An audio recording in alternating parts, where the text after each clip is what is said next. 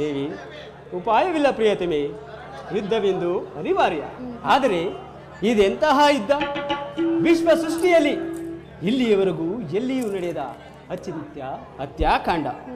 ಒಂದು ಕಡೆ ಕೌರವರ 11 ಅಕ್ಷರಣಿ ಸೈನ್ಯದಳ, ಮತ್ತೊಂದು ಕಡೆ ಭೀಷ್ಮ, ದ್ರೋಣ, ಕೃಪ, ಕರ್ಣ, ಅಶ್ವತ್ಥಾಮ ಮುಂತಾದ ಮಹಾರಥಿಕರು, ಮತ್ತೊಂದು ಕಡೆ ಪಾಂಡವರ 7 ಅಕ್ಷರಣಿ ಸೈನ್ಯದಳ. ಈ ಯುದ್ಧ ಮುಗಿಯುವುದರೊಳಗೆ ಜಗತ್ತಿನ ಜೀವರಾಶಿಯಲ್ಲಿ ಅದೆಷ್ಟು ಜನ ಜೀವಂತವಾಗಿ ಉಳಿಯರು ನಾ ಬೇರೆ ಕಾಣೆ. ಯುದ್ಧ ಯುದ್ಧ ಪ್ರಪಂಚದ ಅನಂತ ಪ್ರಳಯ, ಅಸೀಮ ಧ್ವಂಸ ಪ್ರೇಯಸಿ. ಪ್ರಭು, ಈ ಮಾನವ ಲೋಕವನ್ನು ಪ್ರಳಯಾವರ್ತದಿಂದ ರಕ್ಷಿಸು.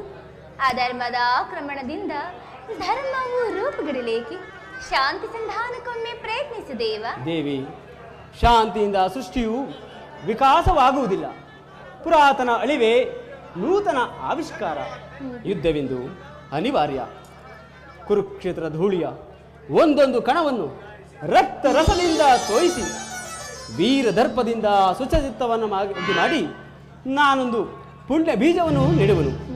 ಆ ಬೀಜವು ಅಂಕುರಿಸಿ ಮರವಾಗಿ ದರ್ಶನ, ವಿಜ್ಞಾನ, ಧರ್ಮ, ರಾಜನೀತಿ ಮುಂತಾದ ಅನರ್ಘ್ಯ ಫಲಪುಷ್ಪಗಳನ್ನು ಈ ಜಗತ್ತಿಗೆ ನೀಡುವುದು.